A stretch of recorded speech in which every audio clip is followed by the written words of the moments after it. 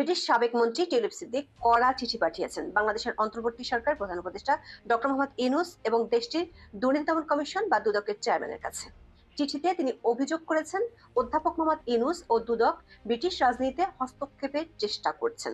23শে June Yunus ও দুদক বরাবর পাঠানো এক উকিল নোটিশে তিনি বলেছেন তার সুনাম ক্ষুণ্ণ করাই তাদের উদ্দেশ্য।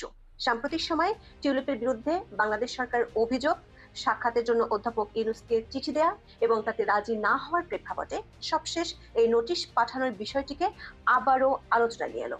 তবে এই প্রথমবারের মতো টিউলিপ সিদ্দিক বাংলাদেশের অন্তর্বর্তী সরকারের বিরুদ্ধে ব্রিটিশ রাজনীতিতে হস্তক্ষেপের মতো গুরুতর অভিযোগ আনলেন। সম্প্রতি ডক্টর ইউনূস তার লন্ডন সফরে ব্রিটিশ প্রধানমন্ত্রীর সাক্ষাৎ পেতে ব্যর্থ হওয়ার পর কেয়ার স্টারমারের ঘনিষ্ঠ টিউলিপের কাছ থেকে এমন গুরুতর অভিযোগ বিষয়টিকে দুই দেশের সম্পর্কের মার প্যাচে কতটা জটিল করে তোলে সেটি এখন ভাবনার বিষয় হয়ে দাঁড়িয়েছে। যুক্তরাজ্য ভিত্তিক আইনি প্রতিষ্ঠান স্টেফেনসন হারুট এলএলপির মাধ্যমে উকিল নোটিশটি পাঠিয়েছেন টিউলিপ সিদ্দিক। 3 পৃষ্ঠা লম্বা একটি চিঠিতে টিউলিপ আগের কোনো চিঠির জবাব না পাওয়ায় অন্তর্বর্তী সরকারের সমালোচনা করেছেন। চিঠিতে টিউলিপের পক্ষ থেকে বলা হয়েছে ডক্টর মোহাম্মদ ইউনূস এবং দুদকের উদ্দেশ্য হলো তার সুনাম ক্ষুণ্ণ করা। চিঠিতে বলা হয়েছে যুক্তরাজ্যের রাজনীতিতে হস্তক্ষেপ করা, বিশেষ করে তার নিজ নির্বাচনী এলাকা, তার রাজনৈতিক দল এবং দেশ সেবার কাজে বিঘ্ন ঘটাতে তারা এসব অভিযোগ তুলেছেন, যা কোনোভাবেই গ্রহণযোগ্য নয়। গত বছর 5 আগস্ট আওয়ামী লীগ নেতৃত্বাধীন সরকার পতনের পর শেখ হাসিনা ও তার পরিবারের বিরুদ্ধে একের পর এক মামলা করে দুদক। কোনো মামলায় তার ভাগ্নি ব্রিটিশ এমপি টিউলিপের নামও রয়েছে। এসব মামলার বিষয়ে দুদক ও টিউলিপের মধ্যে শুরু থেকেই চিঠি চালাচালি চলছে। তবে টিউলিপের অভিযোগ মোহাম্মদ ইউনূস বা দুদক এখনো পর্যন্ত তার কোনো চিঠির জবাব দেয়নি।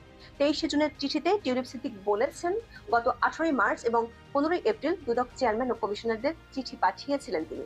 এরপর 4 জুন একটি চিঠি পাঠানো হয় প্রধান উপদেষ্টা ডক্টর মোহাম্মদ ইউনূসকে। নোটিশে স্টিফেনসন হারুট বলছে এখনো তারা কিংবা টিউলিপ সিদ্দিক কোনো চিঠির জবাব পায়নি। টিউলিপের পক্ষ থেকে এই আইনি প্রতিষ্ঠান দাবি করেছে, চিঠিতে স্পষ্ট বলা হয়েছে টিউলিপ সিদ্দিক একটি পরিকল্পিত প্রচারণার শিকার, যার নেপথ্যে রয়েছেন প্রধান উপদেষ্টা ও দুদক।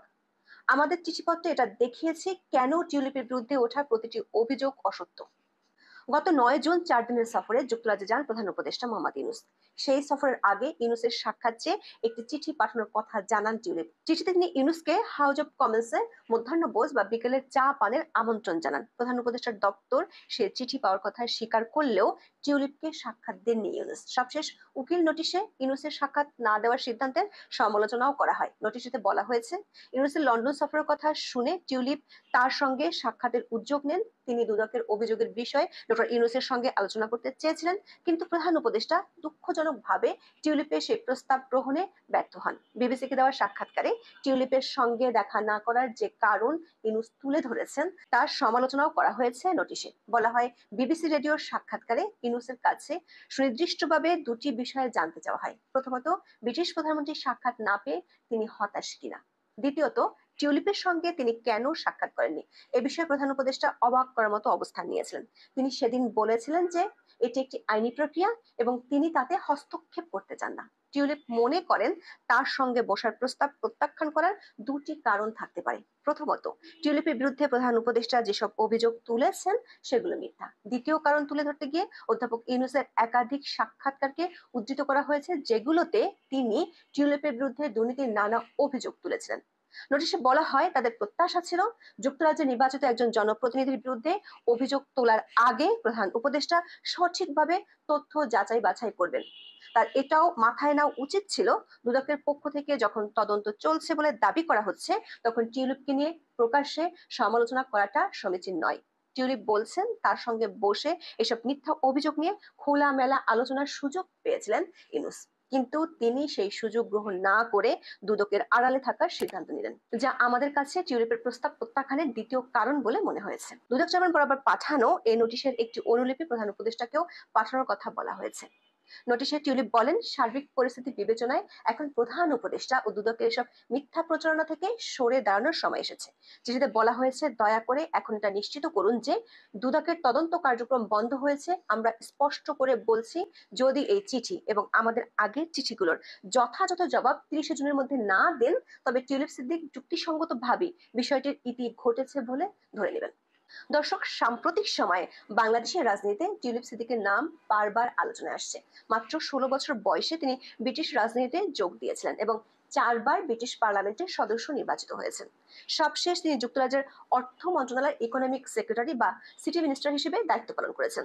তবে তার পরিচয়ের আরেকটি গুরুত্বপূর্ণ দিক হলো তিনি বাংলাদেশের সাবেক প্রধানমন্ত্রী শেখ হাসিনার ভাগ্নি এবং শেখ রেহানার কন্যা। এই পারিবারিক সম্পর্কই তাকে বাংলাদেশের রাজনীতিতে বিতর্কের কেন্দ্রে নিয়ে এসেছে। বিশেষ করে ডক্টর মোহাম্মদ ইউনূস সবশেষ লন্ডন সফরে গিয়ে ব্রিটিশ প্রধানমন্ত্রী কিয়ার স্টারমারের সাক্ষাতের জন্য বেশ তদবির করেছেন, কিন্তু অনেক নাটকের পর চরম অপেশাদারিত্বের কারণে শেষ পর্যন্ত দেখা গেছে স্টারমার ডক্টর ইউনূসের অনুরোধ রাখেননি।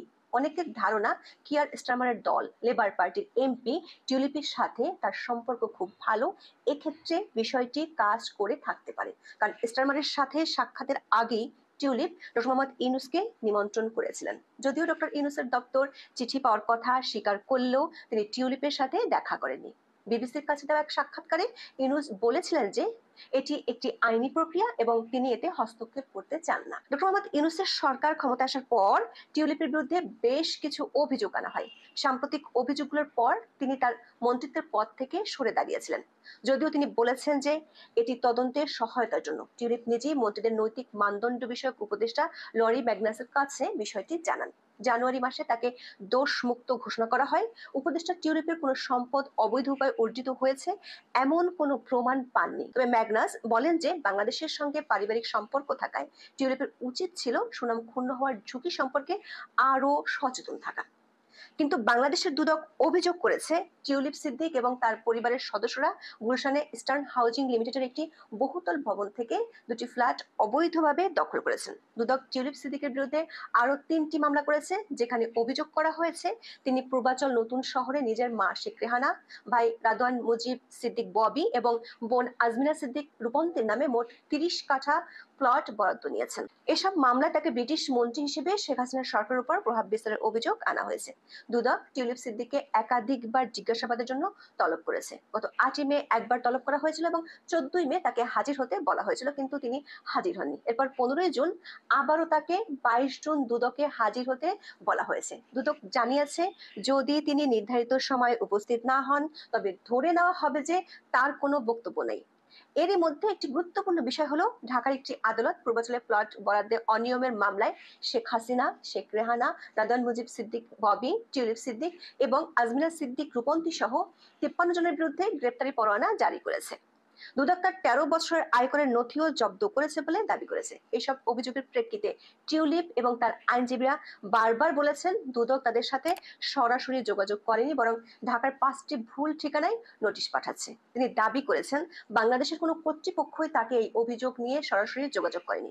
টিউলিপ দাবি করেছেন বাংলাদেশে তার কখনোই কোনো প্লট ছিল না এবং নিজের পরিবার বা অন্য কাউকে প্লট পাইয়ে দিতে তিনি কাউকে প্রভাবিত করেননি। তার বিরুদ্ধে ঢাকায় করা মামলার শুনানির বিষয়ে কিছুই জানেন না এবং কোনো গ্রেপ্তারি পরোয়ানা জারি হওয়ার বিষয়েও তিনি অবগত নন। বাংলাদেশের দুদকের আরো অভিযোগ, রূপপুর পারমাণবিক বিদ্যুৎ কেন্দ্র প্রকল্পে মধ্যস্থতার বিনিময়ে টিউলিপ সিদ্দিক রাশিয়ার কাছ থেকে ঘুষ নিয়েছেন। যদিও তিনি এই অভিযোগ অস্বীকার করে বলেছেন তিনি সেখানে সামাজিক কারণে একজন পর্যটক হিসেবে গিয়েছিলেন। দর্শক, টিউলিপ সিদ্দিক তার সবশেষ চিঠিতে একটি চূড়ান্ত সময়সীমা বেঁধে দিয়েছেন। যদি ৩০ জুনের মধ্যে এই চিঠি এবং তাদের আগের চিঠিগুলোর যথাযথ জবাব না দেওয়া হয় তবে টিউলিপ সিদ্দিক ধরে নেবেন যে বিষয়টি ইতি ঘটেছে। টিউলিপ সিদ্দিকের বিরুদ্ধে ওঠা এই অভিযোগগুলো শুধু বাংলাদেশের অভ্যন্তরীণ বিষয় নয়, এর আন্তর্জাতিক রাজনৈতিক প্রভাবও রয়েছে, বিশেষ করে যুক্তরাজ্য বাংলাদেশের সম্পর্কের ক্ষেত্রে। একদিকে দুদক এবং ডক্টর মোহাম্মদ ইউনূস টিউলিপের বিরুদ্ধে দুর্নীতির অভিযোগ আনছেন, অন্যদিকে টিউলিপ সিদ্দিক সব অভিযোগ অস্বীকার করে এটিকে রাজনৈতিক হয়রানি বলছেন। সবশেষ তিনি অভিযোগ করলেন ডক্টর ইউনূস ব্রিটিশ রাজনীতিতে হস্তক্ষেপ করছেন, যেটি একেবারে গুরুতর অভিযোগ। এখন দেখার বিষয় ডক্টর ইউনূস ও তার সরকার এই অভিযোগ কিভাবে মোকাবেলা করেন। এখন এ পর্যন্ত সবাই ভালো থাকুন, সুস্থ থাকুন, নিরাপদে থাকুন। দর্শক, সম্পূর্ণ ভিডিওটি দেখলেন, আশা করি বিষয়টি বুঝতে পেরেছেন। এ নিয়ে আপনার গুরুত্বপূর্ণ মন্তব্যটি অবশ্যই কমেন্ট বক্সে জানিয়ে দিবেন। ধন্যবাদ।